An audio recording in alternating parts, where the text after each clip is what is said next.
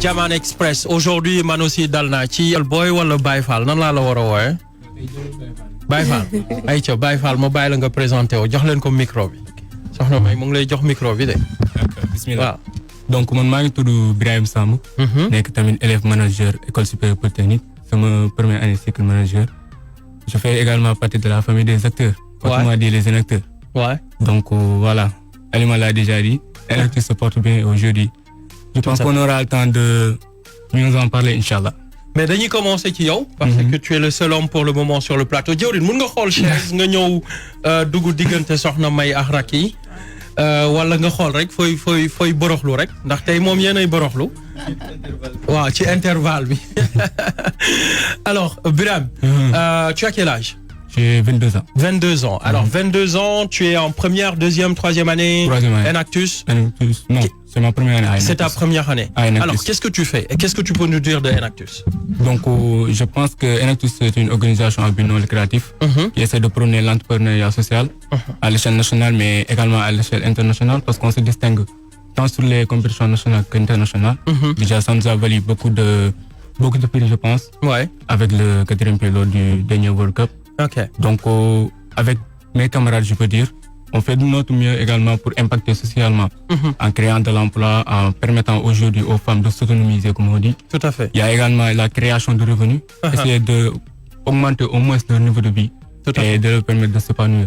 Ouais. Parce que, voilà, c'est pas également facile de partir dans les zones les plus reculées du Sénégal. Ouais. Vous voyez, il y a les réalités qui sont différentes.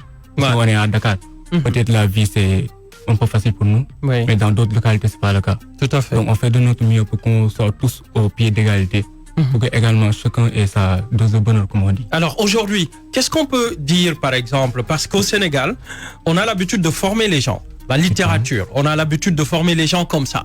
Et après, je vais faire série L, je vais faire série S, mais on ne forme pas, en fait, des technocrates, des gens qui vont régler des problèmes dans les communautés ou dans la société. Qu'est-ce qu'aujourd'hui Enactus t'apporte de plus? Tu as eu des formations antérieures, mais qu'est-ce qu'Enactus t'a apporté comme background? La prise d'initiative. Ok. La prise d'initiative, surtout également le leadership. Aujourd'hui, donc, je pense que je peux me démarquer partout où je vais. Ouais. J'ai également l'occasion aujourd'hui de montrer mon vrai potentiel à travers les différentes missions ou bien les différentes tâches qu'on a eu à me confier jusque-là. Donc aujourd'hui, même à Enactus, au-delà de l'entrepreneuriat social, on peut dire que le développement personnel est au rendez-vous. D'accord. Chaque personne aujourd'hui ici présente sait se montrer à la hauteur.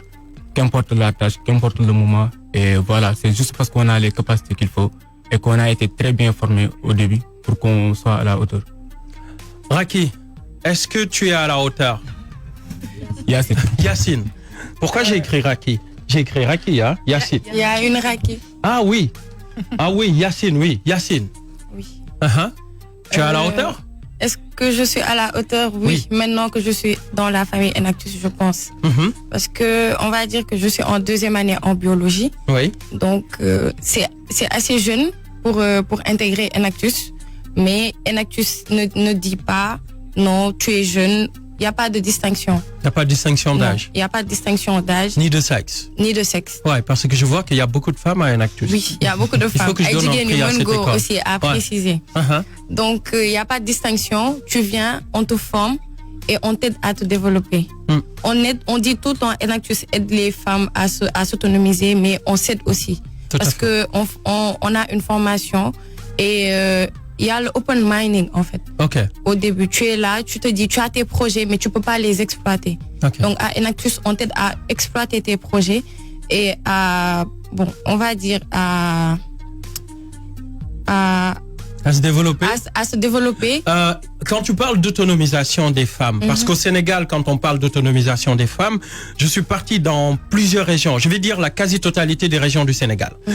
Et quand je vois autonomisation des femmes, je vois toujours des femmes qui font du jus, qui font du savon, qui font des trucs. Et j'ai dit aux femmes, est-ce que vous pensez réellement que les hommes veulent que vous fassiez des métiers qui ne sont pas dédiés aux hommes ou des métiers qu'on pense tout le temps métiers classés pour les hommes.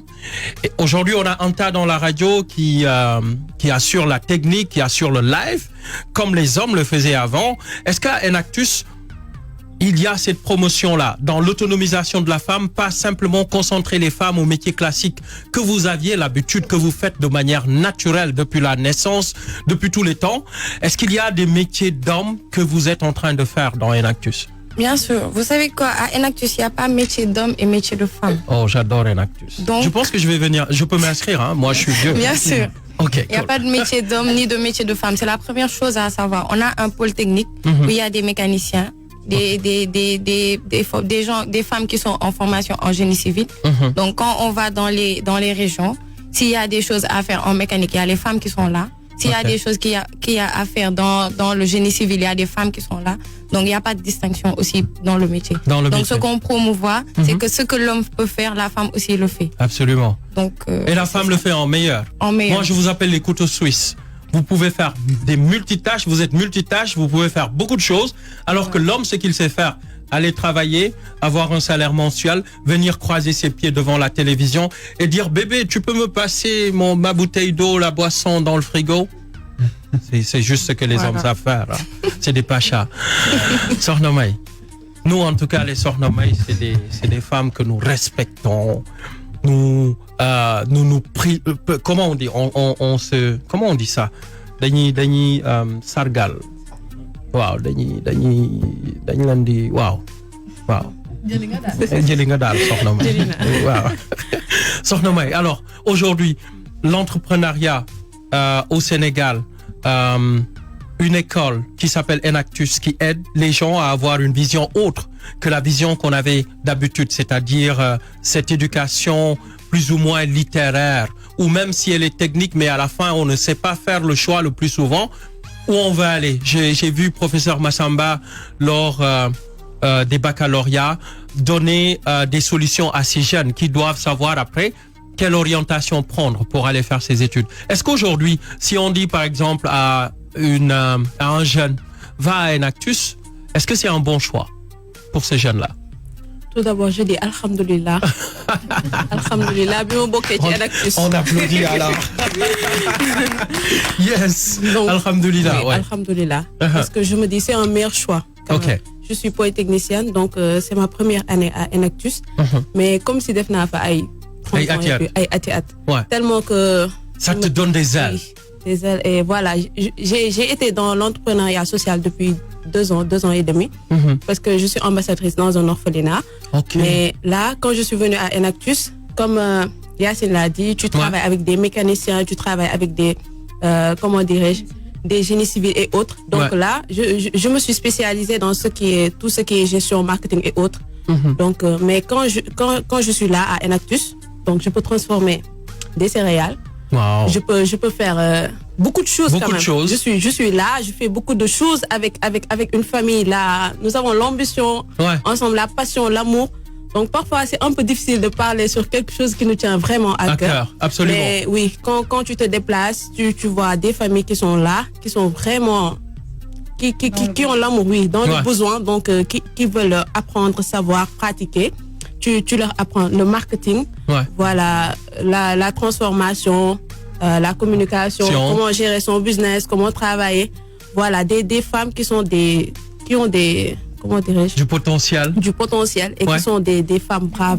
Mais Sokhna May, est-ce qu'on ne ferait pas aujourd'hui, moi je commence déjà avec ce que je reçois comme information aujourd'hui sur ce plateau, et j'imagine également que les auditeurs qui sont en train de nous écouter et de nous suivre également sont en train de se projeter, est-ce qu'on ne peut pas bouleverser le système éducatif sénégalais? C'est-à-dire, pour moi, je pense que il faut qu'on fasse du doing and learning at the same time. Pas du learning all the time, but doing and learning at the same time. Et je pense que ça peut bouleverser les jeunes comme tu es bouleversé à Enactus. Est-ce qu'on peut faire ça? Bien sûr. Ouais. Bien sûr, je me dis que... C'est un pari fou, hein. Je pense que mon talibé Macky Sall ne va pas venir et dire hey, Mandjaï, mais heureusement que je suis son marabout.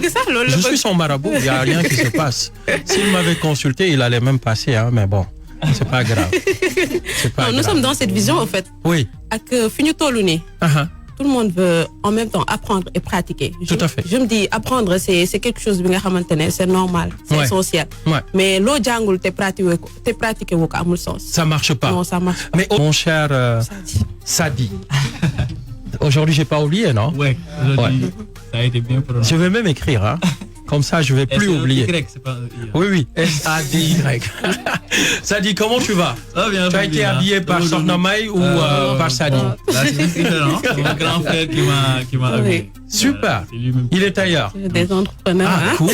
Formidable. En tout cas, j'adore votre état d'esprit. Ça, c'est super. Le Made in Sénégal. Voilà. Vous avez entendu ce que les gens ont dit. Et vous l'avez dit la dernière fois quand Halima a donné une définition de Enactus. Et on voit comment Enactus aujourd'hui aide ces jeunes à avoir une ouverture d'esprit sur ce qui se passe de manière globale, mais à se concentrer sur l'essentiel, parce qu'on va parler d'entrepreneuriat social. Et on voit également que ces jeunes sont tellement inspirés qu'au-delà de ce qu'ils apprennent en termes de marketing, en termes d'entrepreneuriat, en termes de business, ils sont capables également de créer et de changer la donne dans leur localité. Alors, c'est une fierté de faire partie de cette école, mais nous avons décidé, vous l'avez entendu tout à l'heure, de faire du doing and learning at the same time. Est-ce que c'est possible? Est-ce que c'est le moment? C'est véritablement important pour le Sénégal aujourd'hui de changer cette éducation, de transformer l'éducation à faire les gens des choses évidentes qu'on pourrait avoir besoin dans l'immédiat ou dans ce qui se passe dans l'écosystème, ou on continue à être des littéraires comme Senghor. Je le déteste pas, je l'adore ce monsieur, mais malheureusement on a fait trop de littérature. Maintenant on doit passer aux choses sérieuses. Effectivement,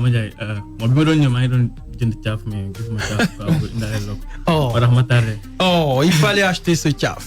Nous boire quoi café tout va. Mais c'est important de le dire. Aujourd'hui, il ne s'agit plus seulement de venir en classe apprendre et après avoir les diplômes et puis repartir et travailler. Tout à fait. On a l'occasion de mettre en pratique ce que nous apprenons. Tout à fait. De voir réellement ce qu'on nous apprend en classe. Quand on donne une formule ou bien les chimistes, comme je leur dis, vous savez dire des ML. Voilà, elles font ça au laboratoire. Ouais. Mais là, elles ont l'occasion de mettre ça en pratique. En pratique. Réellement. Ouais. Et d'avoir des impacts en même temps. Et donc, on crée des activités économiques derrière.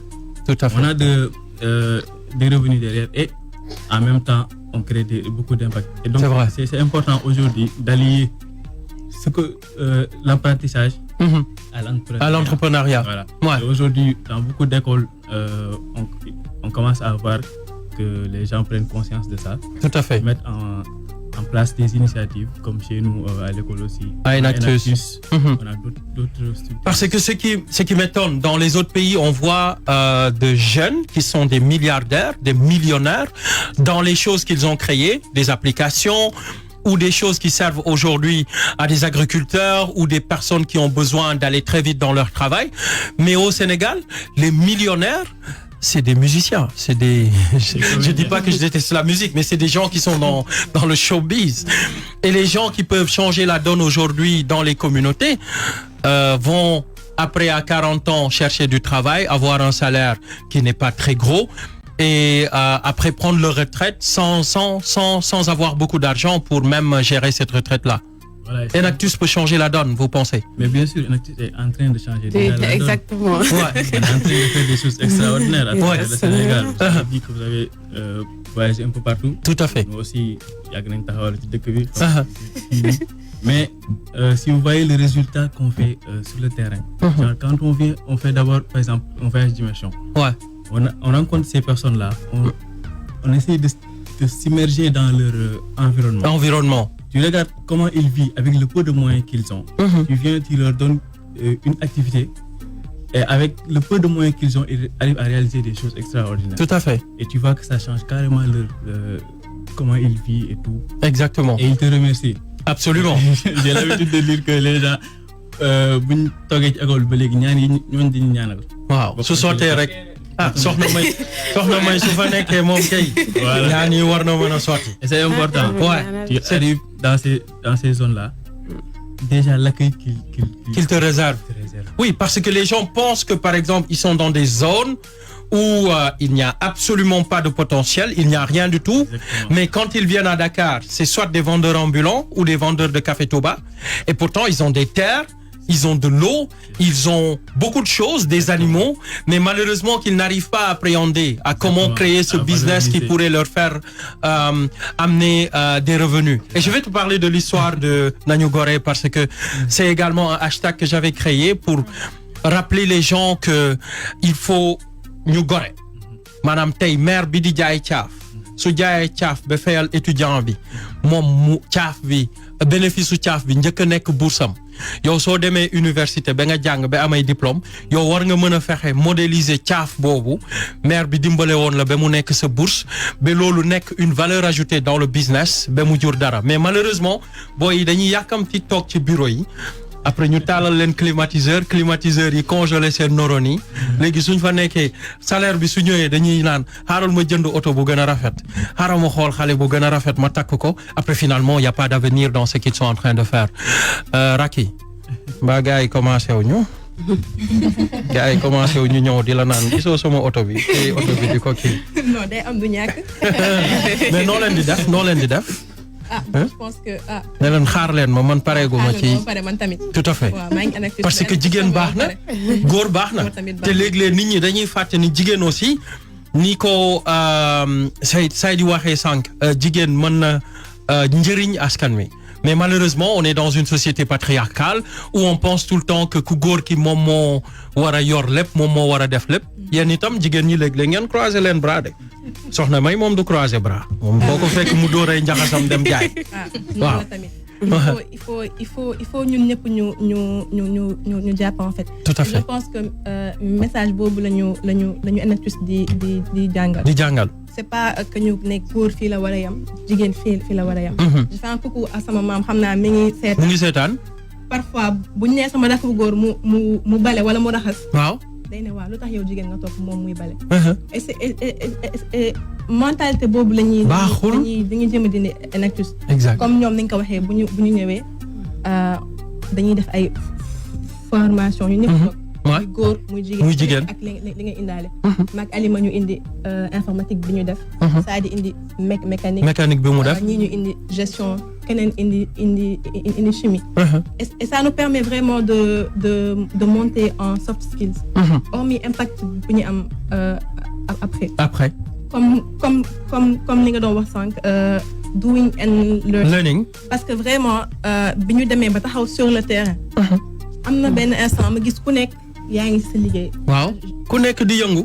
dama kontaan en fait parce que da ngay jàng école muy théorie. ngay bind après tu as tes notes. tu pars. mais bu ñu paree cours ngoon dañuy ñëw réunion ñu concocter benn projet ñu togg ko ba mu ñor. ñu dem et tu vois que en fait am nga impact. nit ñi ñoo xamante ne peut-être que c'est des femmes vulnérables. Tout à fait. ñuy gagner moins de 500 francs par jour. nga ñëw amal leen ak activité soxna may ñëw tey jàngal leen nga gis leen am nañ seen i cahier elles peuvent faire la comptabilité et tout di amay bénéfice. muy delluwaat si ñoom. je pense que en fait NFTUS loolu et ku nekk jéem a jouer rôle am. ku nekk ngi jéem a jouer rôle am. en tout cas am na solo Alima. liñ fi wax am na solo de. AKA. ma jaar ci tur man la de ah. danga koy wax ma fetesu. moo man Aïcha waxal. AKA Serigne Thiapathioly. AKA man la. man la. jaayu dara nekku ci xam nga soo mënee dara da ngay jaayu. waaw fii moom maay borom. ni moom damay jaayu Alima waaye NFTUS moom yéenay borom. gars yi dafa mel ni wax nañu wax ji yëpp de. waaw xanaa fu mu toll nii tënk rek. waaw tënk ñu de Alima temps bi des na de. non tënk ci wax ji ñu commencé. waaw kon nañu tënk après ñu delluwaat ci. tey moom damaa sañse tey doo ko kii de. tey moom li nga sañse métti na. gisoo Anta mënul sa def live. télé bi léegi nii la ko taal xam naa gars yi nekk seetaan live dinañ ne waa ñi sañse nañu torop. Alima sa sañse bii sañse bi nga sañse. marron nii. waaw tas yaakaar bi vert bi. gis nga. auditeurs yi ak téléspectateurs yi xam naa auditeurs yi instant yi ñu ngi mel. waaw mais dem leen ci réseaux sociaux yi léegi ngeen gis sañse bu garaaw bi. waaw wala ñu jaar ci page Instagram bu NFTUS. exactement Kër Soxna May. exact abonné wu rek. incha allah dinañ gis lépp. ñu gis lépp alors doing and learning. mais dooj moo defar dëkk bi xam nga man ban dooj laay bañ mooy dooj xale yooyu nekk ci réseaux sociaux yi naan ay influenceurs lañ dañuy ñëw rek di reetaan kuc nit ñi am 100 000 vues ma ne loolu fii nag la gars yi di amee 100 000 vues ku bëgg 100 000 vues demal ci Enactus ci réseaux sociaux yi nga xam ne ñii ñooy njëriñu Sénégal. mais Alima boo doojee xale yi bëgg la moom loolu lay prôné sax. waaw. waaye waxtaan bu neex muy ay reetaan. nga boole ci xam-xam mu gën a neex dem. exactement. loolu yaakaar naa ne loolu la Enactus andi tey. loolu moo Franck la kii jël ko matinal jël ko matinal waay. mais doing ak learning bi nga wax. moi je me dis. Je pense que les rêves, on les a quand on est petit. Tout à fait. Et dès qu'on est petit, on a cette ambition. Tout à fait. Maman, est-ce que tu me jëndal tangal, nga jëndal ko tangal bo xamanteni jéxalu ko mu dem école jaay ko. Loolu rek entrepreneuriat. Exactement. Ouais. Donc je me dis en fait, l'entrepreneuriat ça peut commencer depuis le très bas âge. Ouais. C'est juste que malheureusement, on n'a pas cet outil, on n'est pas assez outillé, on n'est pas en tout cas assez poussé. Et c'est ce que Enactus s'acharne à essayer de faire. En première année, on a des gens en première année, deuxième année, cinquième année, qui sont là. Et même après, au-delà, qui sont encore là. Parce qu'après, l'entrepreneuriat, moi, je me dis derrière, ok, c'est bien beau de se faire de l'argent, mais on veut aussi, comme on dit, souffrir les réumés. Hein. Exactement. Et tout, mais c'est du made in Sénégal. C'est du made in Sénégal. C'est du local. Ñun tay ji ni man Alima Gueye je suis bon Gueye la sant mais ken la quand même. Waaw. Jàng naa defar caakiri mango.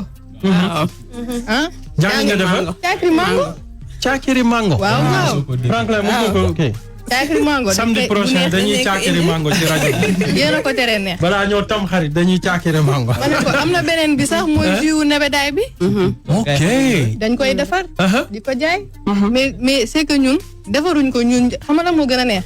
Jangal nit mu koy defar nga gis ne mi ngi dem. Mu ngi dem. OK. Et vous aidez les gens à le faire. À se sortir. À se sortir de OK.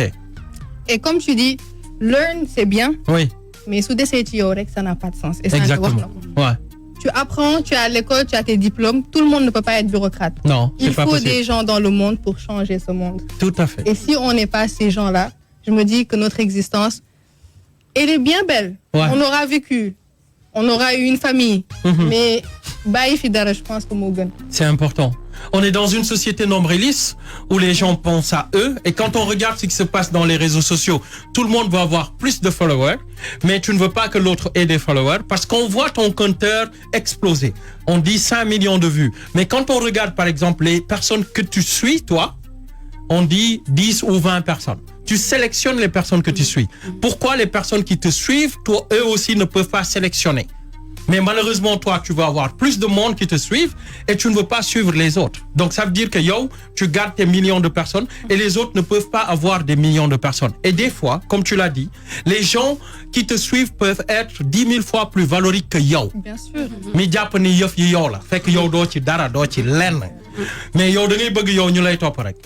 Pawlish damay toog di xool jooyam yu métti ak li muy def ma ne vraiment non du ma wax parce que après dinañ ne Serigne Thiapathioly wax na ci rajo bi te Franklin moo ko jox micro. Non, Pawlish, je le salue, j'adore ce gars-là. Mais des fois, il m'arrive moi de me questionner et de me demander à quoi ils nous servent. Oui, et pourtant c'est les gens qui sont les plus présents sur les plateaux. Et moi j'aimerais que ça soit à vos têtes. Pas à vos têtes parce que vous n'êtes pas en train de promouvoir votre personnalité, mais vous êtes en train de promouvoir ce qui se passe et ce qui peut développer la société ou le business model que vous avez mis en place qui peut également contribuer au développement de ce pays. Comme vous l'avez dit tout à l'heure, c'est du made in Sénégal, c'est de promouvoir les choses locales, c'est de. Mais malheureusement, c'est pas ce qui se passe. Mais dernièrement, Franklin a donné une solution pour que nous puissions être également les mastodontes des réseaux sociaux, pour que nous puissions être incontournables. Et je pense que Enactus également, il faudra qu'on travaille sur ce plan-là pour plus valoriser les gens qui méritent d'être au devant de la scène, pour changer la donne, pour apprendre les gens les vraies choses de la vie et comment changer la donne, au lieu de dire que Pawlish n'est pas bien, que Diou n'est pas bien, il faudra que nous aussi, qu'on puisse faire plus qu'eux. Tu sais, Mania, je pense que Pawlish, il fait sa chose. Oui. C'est bien drôle. Oui. Et Enactus aussi est sur Instagram. Ok. Et on a de daubes réels qui sont faits par ce monsieur-là. Ouais. En carré. Ouais. Donc, et moi, j'invite vraiment les gens à aller voir, à Gustu, comme on dit, à aller vers l'information. On a des réels qui montrent vraiment ce qu'on dit, qui sont illustrés par des vidéos, des visages qu'on montre, des sourires, qui sont pour nous la note de la facture. En fait. Tout à fait. On est payé au sourire. Exactement. On est payé aux vidéos que les gens laissent avec nous, aux remerciements, aux prières qui nous maintiennent, je pense. Absolument, c'est très important. Oui, non, mais vraiment, allez sur Instagram, allez sur Twitter, on est sur les réseaux. De toute façon, j'ai testé la dernière fois, j'ai posté vos petites vidéos de 3 minutes et j'ai vu comment ça a explosé sur LinkedIn, comment ça a explosé sur les réseaux sociaux. C'était phénoménal sur les plateformes de parole aux jeunes et ça me permet, moi, c'est un baromètre, c'est mon sentinelle de voir qui est qui et qu'est-ce que fait la personne. Le plus souvent, je suis pas un féru de comment ou combien la personne a de followers sur les réseaux sociaux, mais combien ont écouté, par exemple, ce que Halima a dit, ce que Sadi a dit, et ce que vous allez dire. On verra, et les gens verront, et je pense que le niveau est là, et moi, je le maintiens là, parce que je suis Serigne Thiapa Thioly, a.k.a. également. Yes. Alors, Diorin, Biram, entrepreneuriat social. Waaw, suñ ko waxee, yow ci lan la lay delloo? Nan la tey Enactus jàngale entrepreneuriat social pour yow ban problème la société bi am bi nga xam ne tey jàpp nga ni yaa ngi koy régler wala yaa ngi ciy andi sa xam-xam pour mu régler wu. D'accord. Déjà que comme ni ko Sadi waxee sànq le fait que nga commencé si immersion bi jéem a dem si yenn localité pour xam yan ressources moo fa nekk à leur disposition. Tout à fait. Mais le seul souci est que tey jii nii mën nga dem si yenn villages yi ils ont toutes les ressources nécessaires mais xamuñu comment l'exploiter. Waaw. C'est le souci de beaucoup de gens ici au Sénégal. En commençant déjà par la mentalité. Comme fini au Sénégal on préfère déjà donner 2 millions à Paulis au lieu de donner 2 millions à des jeunes ou bien à des femmes qui essaient de prendre l'initiative. Tout à fait. Donc c'est ça en fait le seul problème. Ensuite, à Enactus, déjà, comme moi, je suis étudiant en gestion. Donc, en classe, on m'a appris beaucoup de choses. Bon, limite, ça me gênait, en fait. Oui. J'ai une petite tête, je ne peux pas tout capter. C'est vrai. Donc, il fallait nécessairement que je sorte de ma zone de confort, que j'essaie au moins de m'engager un peu dans la pratique, que ce soit dans une organisation à but non lucratif ou bien en entreprise. L'essentiel, c'est que je mette en pratique mes compétences et que ça serve à des personnes au moins. Et c'est ça que j'essaie de faire déjà avec son main. On a eu à le faire dans des zones où on va essayer de prendre aux femmes comment faire du marketing, comment vendre le produit. Il y a également management et leadership des cadres. Comment permettre déjà, parce que c'est une communauté. Nekk ak ay nit liggéey ak ñoom di nga fa teg njiit bi nan la war a doxalee. Loolu tamit war nga leen ko jàngal. Il y a également nan li ñu war a defee tey jii nii ba seen ressources yi ñu si am ressources financières ñu xam nan ñu koy recueillir. Donc toutes ces choses là c'est très important. Et le plus important à Enactus également c'est que certaines personnes se demandent comment des étudiants en génie informatique, génie civil, génie chimique et gestion peuvent se retrouver pour former un seul projet. C'est ça. Déjà qu'il y a beaucoup de talents, mais on a su les faire cohabiter. Et c'est ça notre force. Tout à fait. Donc un étudiant en gestion qui travaille avec un génie mécanicien, un informaticien ou bien un génie civil. Chacun apporte sa solution. Effectivement. Donc chacun y apporte du tien. Et c'est ça notre force en fait. C'est ça qui nous permet aujourd'hui de nous mettre en devant de la scène. Et d'impacter socialement surtout. Parce que comme on l'a dit, mën nga ñëw si benn dëkk xëy na jaxle nañ côté boobu noonu te apporter du sourire. C'est vraiment formidable. Apporter du sourire à benn dëkk, c'est vraiment. Moi, j'aime bien ce. Parce que c'est un mot-clé que vous avez tous retenu. Et c'est fondamental parce que nit ki nga andil ko mu amul lum la jox mais sourire bi kese nga yëg ni li nga ko jox moom kontaan na ci. Ça c'est un état d'esprit fort quoi. C'est quelque chose qu'on a du mal même à écrire, à décrire et c'est des moments des fois qu'on a du mal à capter mais on le voit, on le sent. te xol mooy yëg xol bi ko bëgg wala xol bi ko remercier. C'est tout ça. Déjà c'est pourquoi j'ai l'habitude de dire qu'à Enactus c'est pas en fait les ressources financières ou bien l'argent, mais c'est la personne en fait qui est au cœur du projet. Tout à fait. Pourquoi? Parce que rien que nga kontaan loo nit ki tey jii nii permettre que mu am lu muy dundee ëllëg. ñaan boobu noonu rek yow bu ko xeeb. Absolument. tey jii nii loolu tax sax ñu naan entrepreneuriat social. Parce que c'est pas de l'entrepreneuriat économique où on cherche à faire des profits etc. Donc toutes les ressources ñoom moo xam ne dañ koy générer pour ñoom la. Tout à fait. Pour que ñu permettre tey jii ñu épanouir si seen vie mën a gérer seen business équitablement après voilà reste un qui gère. Yacine. Yéen a ngi def yëfu jinne de waxuma jinne bu bon de jinne yu baax wala yéen a ngi def yëfu waliw. Enactus man yëguma woon ni ndeke yéen ay waliw ngeen. Parce que di liggéeyal nit ba mu am yëg-yëg kontaan te ne ko njëriñ bi du pour man dama ko jàng xam ko waaye dama bëgg man ni may njëriñoo yow itam nga njëriñu ci li nga moom. Parce que léeg-léeg nit ñi dañuy dem fekk li nga moom ñu am ci xalaat ñu ne la non Alima xoolal nii ak nii fekk ñu ngi lay teg deal. jël yow sa njëriñ. boole ko ak seen njëriñ ñoom ils vont se faire beaucoup d'argent yow tu deviens juste benn employé ci biir li nga xam ne yow yaa ko naroon moom. yéen ndeke ay waliw ngeen. kan mooy yonente bi ci biir. Yacine. man li may wax ñoo ngi wax sànq Alima mooy naan tout le monde ne peut pas être bureaucrate. tout à fait. et man. te bureaucrate dafa wóorul sax. dafa wóorul. ay veste rek ngay sol soo ñëwee di xool. bon vous savez yëkkati caabi bi fii dafay affaire teg caabi bi wax clim bi di la sonal te xamuñu ne clim bi noroon yi lay jàpp. loolu man maa ko wax nit ñi ñuy déglu de. clim moom foo ko taalee man clim moom guddi rek su may nelaw parce que damay bëgg nelaw bu baax waaye bëccëg na noroon yi tàng jër comme ça may sama xel di mën a malax mais sooy bàyyi clim bi sa noroon yi ñooy congelé. Alima yow moom sa noroon congelé wu. le plus qu'on a à Enactus. li ma mën a wax mooy comme li ñu wax rek dañuy jàng école. dañuy jàng classe def théorie tey nga am 0 bu subaa nga am 20. mais. c'est pas grave. mais c'est pas grave. oui c'est pas une compétition. c'est pas une compétition. Ouais. Et ce qu'on remarque c'est que à Enactus tey jii on a fait un salon du polytechnicien à l'école. Et waa Enactus ñoo fa nekkoon waa Enactus ñoo gagné. Et après on a su que peut-être ñoo ngi am 0 suñu classe yi ñoo ngi am 20 ñoo ngi am 5.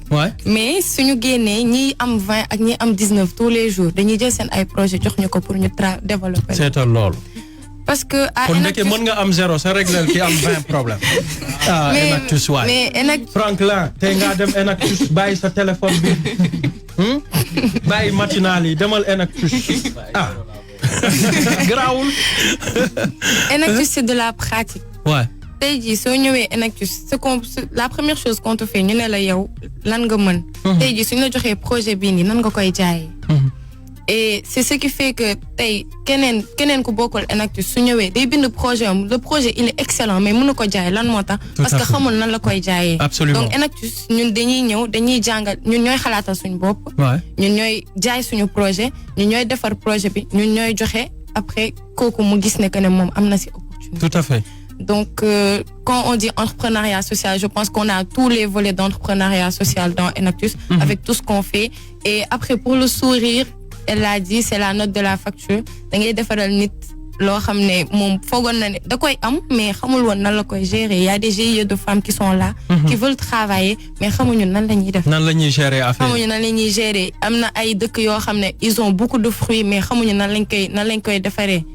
am na ay fruits yoo xam ne ñoom peut-être ñoom sax xamuñu ko. donc da ngay dem kenn moo koy for ne waaw lii lan la affaire yooyu noonu. dem xool xamul ndeke njëriñ la. voilà et après ñu jël ko transformer ko et aujourd'hui il y a des gens qui vivent avec ça. tout à fait. donc trace Enactus am na ñoo xam ne duñ ko mës a fàtte. entrepreneuriat social bi soxna May yéen ndeke da ngeen làmboo jikko yonente bi yéen da ngeen di joxe rek. yéen Enactus da ngeen di joxe rek parce que yonente bi noonu la doon def. moom dencul dara. yonente bi dencul dara. yonente bi ku waay ñëw mu jox la. nit ki da ngay ñëw ñaan ko 100 fois mu jox la 100 fois du taay te tey je pense que li ñuy wax équilibre social. mooy tey dañu war a fexe ba mu bañ a am ñu am lu bëri ba mu am ñu ñàkk nekk ci suuf di séntu ñu nekk ci kaw maanaam il faut ñu équilibrer mbir yi bu boobaa tension sociale yi di am bu boobaa du am parce que nit ki su la ñeewul rek te mu gëm yàlla rek du ñëw di naan day toj sa yëf wala di yàq sa yëf mais suñu dëkkee ci ñeewante suñu dëkkee ci déséquilibre social ñii di gën a am ñii di gën a ñàkk bu boobaa dañuy gis ay phénomènes yu doy waar ci société bi donc entrepreneuriat social lu am njëriñ la pour société bi surtout ñi nga xam ne dañu jàpp ni amuñu ndeke dañ ñoo ëppale sa ñi am waaw ñoom xamuñu rek te dañu soxla ku leen di gindi yéen ndeke ay gindikat ngeen yéen làmboo ngeen jikko yonente bi de ñu leen ma fàttee ñaanal suñuy kii tey moom sëñ bi foog ngeen ñaanal ko li ñuy def nii rek ñaan la waaw li ñuy def nii ñaan la parce que am na ñoo xam ñu ngi déglu si rajo bi ñi ngi am yeneen solution te ñi ngi jug ngir mën a jàppalante même pour leen jege seen buntu kër tout à fait donc li ñuy def nii rek je me dis que ñaan bu mag a mag la parce que comme li may wax nii rek fu waay yam yaa fa yamale sa bopp absolument te bu ñu jàppalante suñu biir Sénégal day jëm kanam tout à fait parce que Enactus ni muy jugee dugg si région yi ñu dem ay Sarayoba dugg tamit ay Xaafe metti na lool. torop mais amour bi ñu am ngeen di lekk ci cere bi lu gaay kii ngeen lekk. Maxal Saalum bu neex lañ fa lekk. ah bon waaw di Maxal Saalum bu neex. Maxal Saalum ak maa ko bëgg. 22 bool yi. waaw 22 bool yi duñ ko fàtte. 22 bool. ngeen jeexal ko yëpp. teraanga histoire. histoire donc impacté société bi ak impacté environnement bi. ndax environnement bi comme ni nga koy waxee ak garab yi. donc li ngay jël noonu yëpp si environnement bi essayer ko transformer ba ki ngay nasaraan bi ngay je me dis que nasaraan sax amatul donc ki ngay taseel nga ni ko lii à base de lii lañ defaree lii ak lii ak lii. donc environnement bi daf siy gis boppam société bi tamit gis si boppam. absolument donc soxna May tamit noonu la en résumé. parce que dañuy liggéey ak ay artisans yu nekk fii nii ndax ku nekk da ngay jàpp si sa morom rek. ku nekk da ngay jàpp si sa waay ngeen mën a egg. donc je me dis nit ki comme Enactus mën nañoo wax projet am ñi ni ñii de am nañ si xaalis bu bëri si ginnaaw. peut-être am na lu ñuy def te duñu comprendre.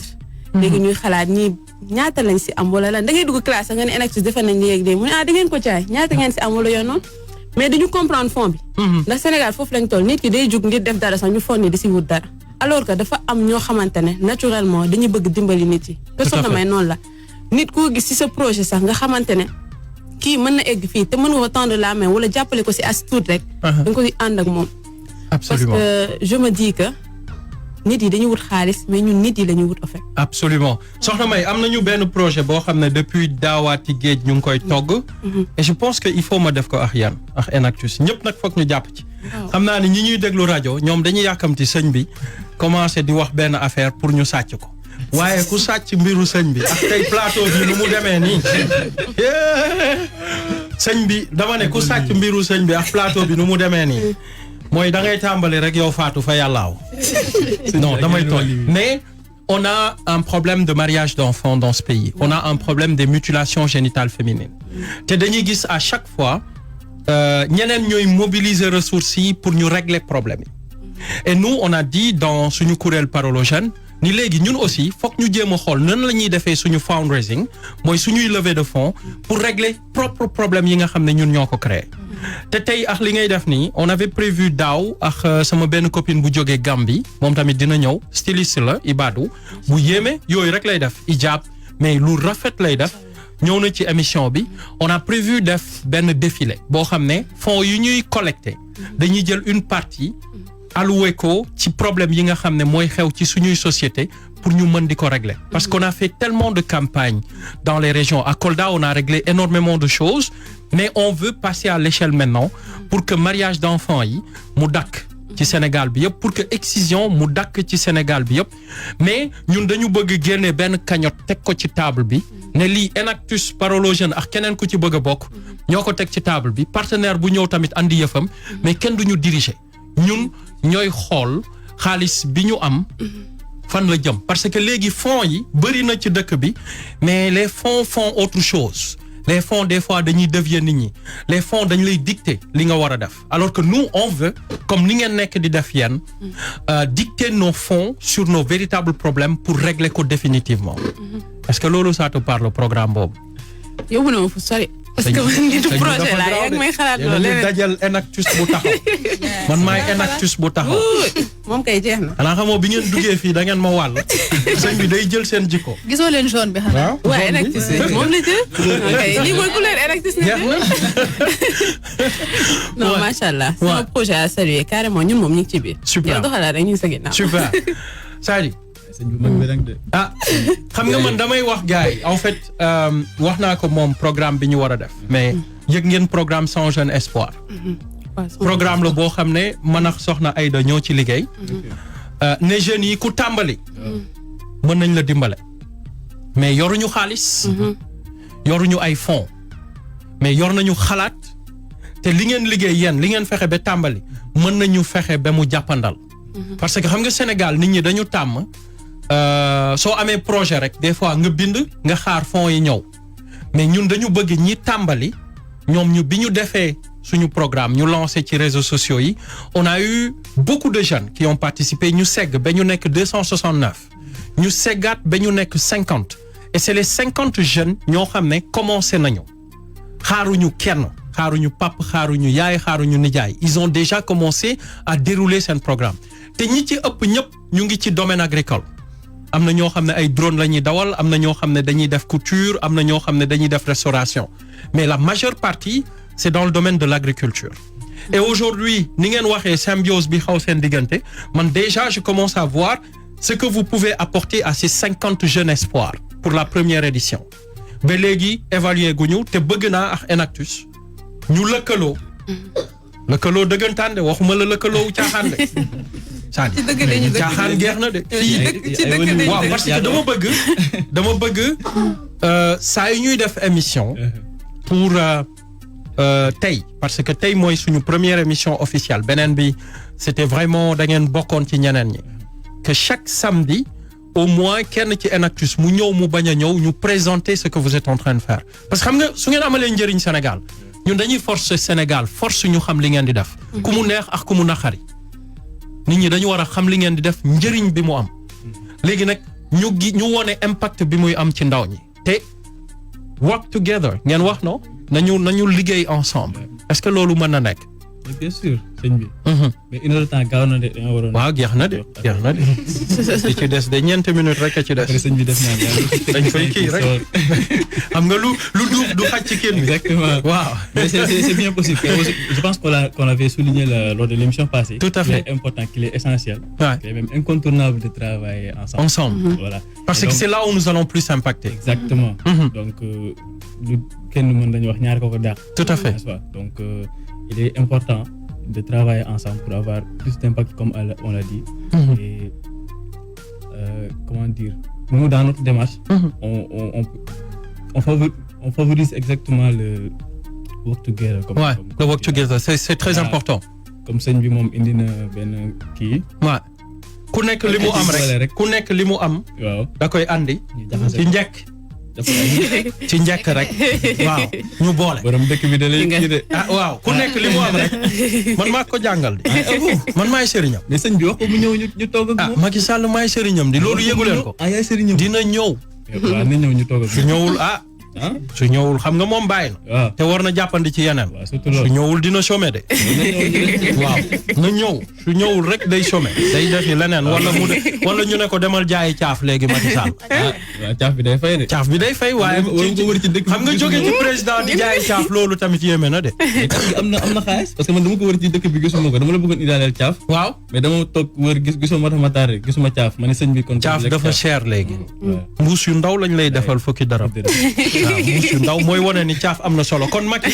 comme yaa ngi ñuy déglu léegi préparer benn budget rek boo xam ne moom la ñuy tàmbalee suñu entreprise caaf Racky xel dal na macha allah xam nga ku toog ak Soxna May ku toog ak Sadi ku toog ak Alima ku toog ak Yacine ku toog ak sëñ bi Samba ñii filmé ñeneen ñaan jawri na kon xel dal na de je pense que xel war na dal bu baax. que Enactus je pense que c'est une école de la vie. Tout à fait. Parce que on est là, on est jeune, on est sur des lives, sur les réseaux, Instagram, TikTok. ay fecc nañ ñu gis. mais Enactus ça nous apprend vraiment lan mooy réalité bi. Tout à fait. lan la ñuy dund. comme lu ma tàmm di wax like it's a beautiful world to live. Exactly. boo duggee ci biir tu es en contact avec les gens. nga am dara di ko bokk ak ñoom. je pense que foofu vraiment ngay gisee essence li ngay def. Tout à fait. parce que comme je vais parler peut-être de Chéri. parce que c'est un projet de Enactus qui nous tient vraiment à cœur. à Chéri lu ñuy def dañuy par exemple lutter contre la vulnérabilité et la précarité menstruelle.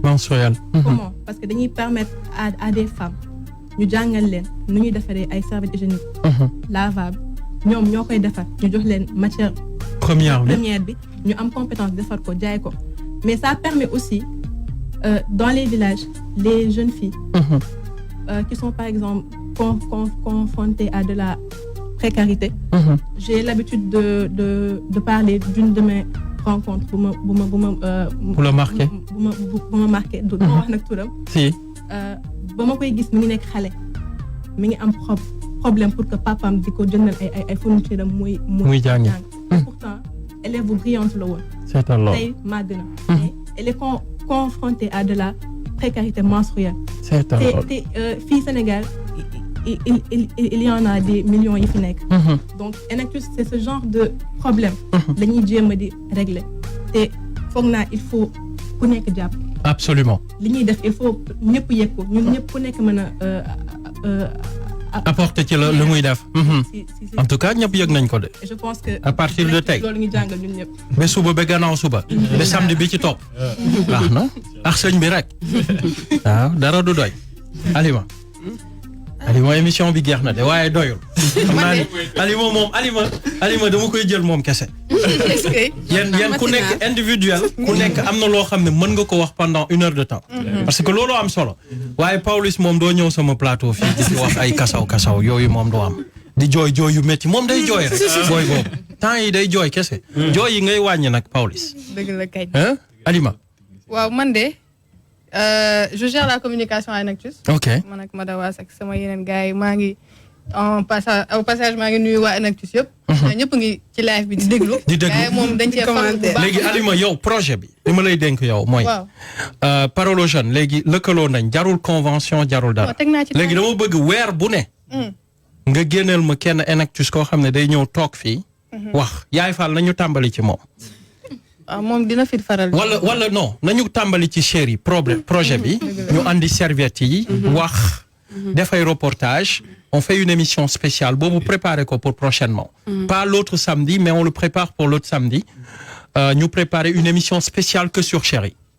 le programme. sama olof seetul de waaye la gars yi di wax rek naan yaa ko tere ne. Alima yow di ko wolof yow bu setee Alima yow sa wolof su setee du baax parce que maa ngi waajal nii Franklin di xool fan laa lay wutal émission fii spéciale pour yow kese ngay wax ngay ne sa wolof setul. non setul. auditeurs yi seede leen ak ñiy seetaan. Potul daal waaye daal yaa ko tere ne je pense que Enactus on s'est bien retrouvé avec Vibe. Ouais.